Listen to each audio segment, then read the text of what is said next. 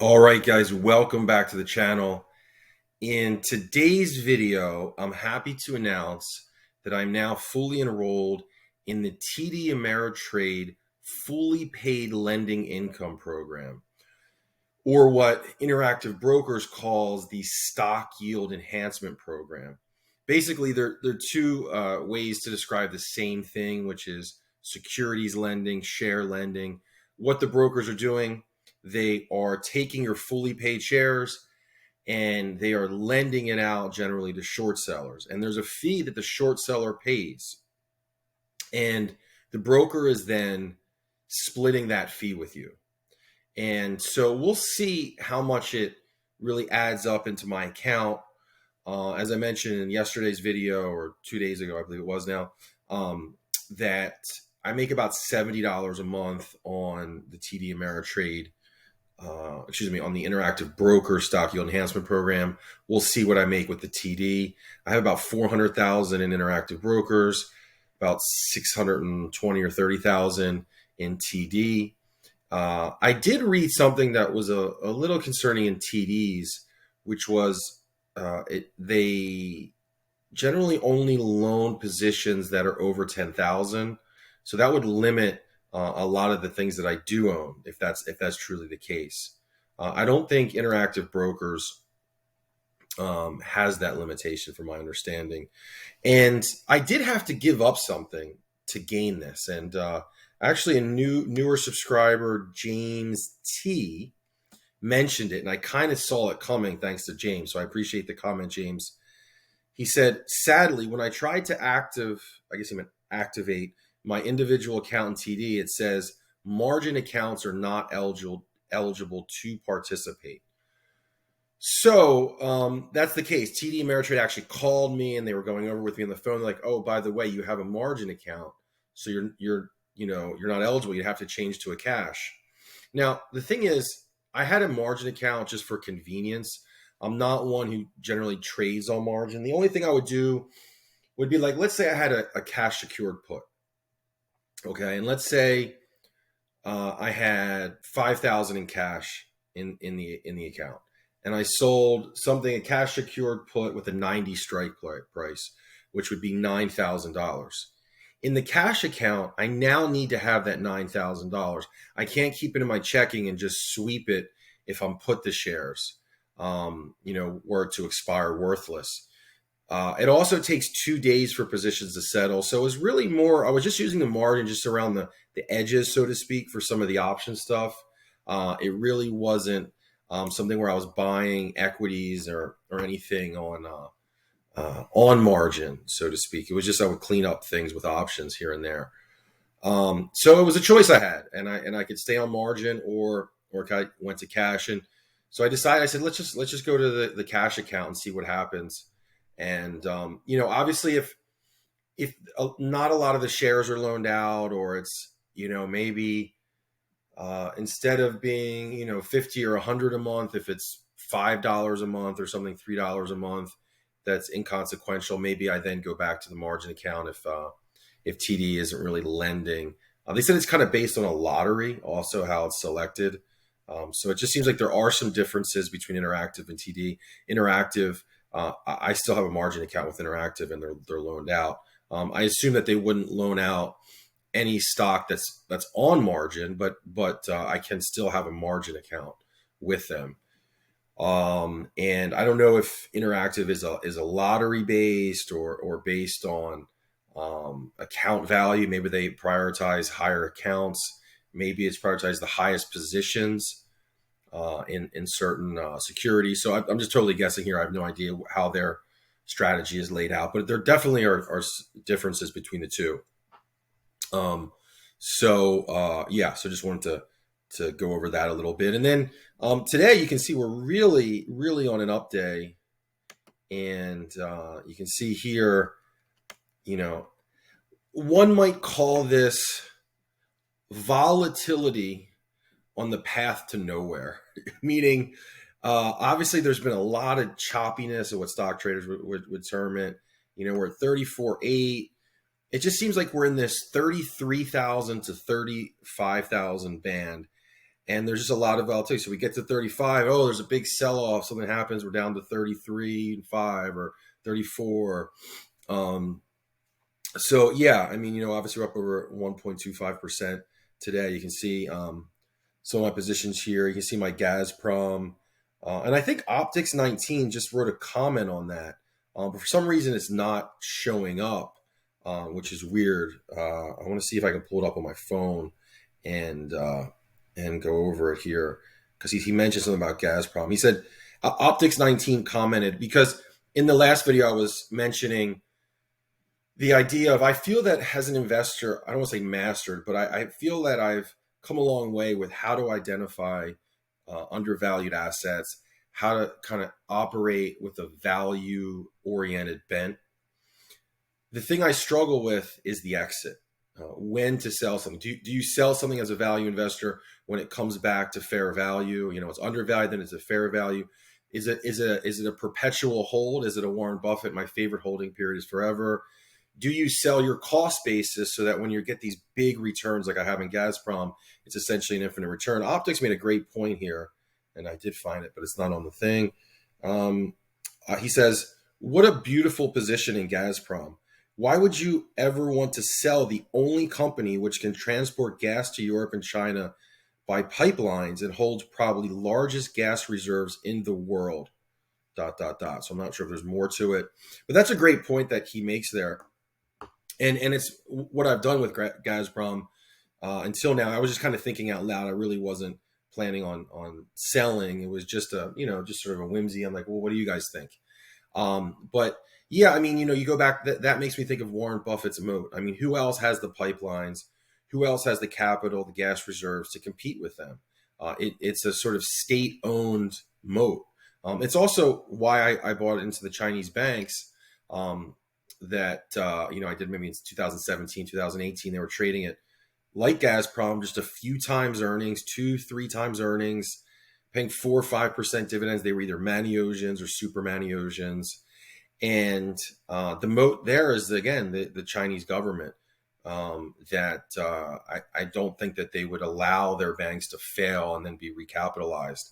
You never know in this world. I mean, the Titanic never thought it would sink, right? It was unsinkable. So it's always good to be humble with your very strong opinions, because you just never know. In fact, you can see here actually what the cursor is.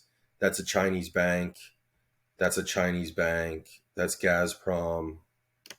Some leverage. That's Blackstone. I love Black. I read a bunch of books on Blackstone, which why I was buying Blackstone at 32, 34.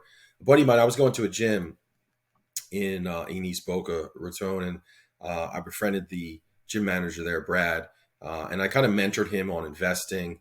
He was already interested, so it wasn't like he was completely new to it, but kind of helped him along, recommended books. And I remember telling him to buy Blackstone was like 32, 34, and he did. So he's quadrupled his money basically there. So I think I tease him every time that Blackstone issues a dividend. I kind of text him like, "Where's my thank you?" Right? This was an option play. I sold the 75 strike on LABU. Sold a little higher too, a couple of different positions. So I actually have the 75 call on that right now. It fell into the low 50s, so I get a little worried. Back up to 55. Hopefully, at the expiration, it's in that 55 to 65 range. I'll do well on the next call. Kind of what I call my ping pong strategy, or what's generally called the wheel strategy. And then you see Gazprom. Gazprom buying in the 4s and 5s, so that's a double. Monish Pabri talks about this. What you're looking for in investing are doubles, triples, and I think he's even amended his investing philosophy from a kind of like a pure value play to looking for compounders, to looking for my favorite holding period is forever. You can do a little deeper dive into Monish. He's a big acolyte of Warren and Charlie at Berkshire. Excellent book, The Dondo Investor, which is an excellent read for anyone that's interested in investing. He's also close friends with Guy Spier. It seems like they're buddies. So that's pretty much it for today. I wanted to speak about one more thing, and and this is from another. See, I have a couple of these subscribers that are great that really write in a lot of mentions. Optics 19, James T is a newer one that's been commenting a lot, and then Glory Days.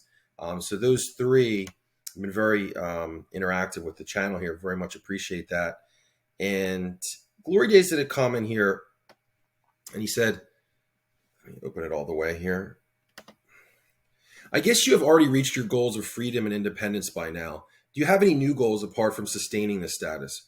Where do you want to be and what do you want to do in, let's say, 10 years? By the way, I think it's huge effort you put into your first project, and any increase in value is well deserved. Must have been a great place to be and spend your time.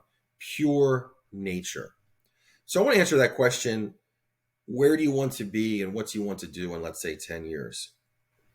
So there's a book by the CNBC contributor, Robert Frank. He's written 2 books, I believe. And one is called The High Beta Rich. The other one, I believe, is called Richistan. And he breaks down American wealth into lower Richistan, middle Richistan, and upper Richistan. And I believe the way he structured it, and we can check on this, lower Richistan is under 1 to 10 million, 10 million to 100 million is middle Richistan, and upper Richistan is 100 million and above.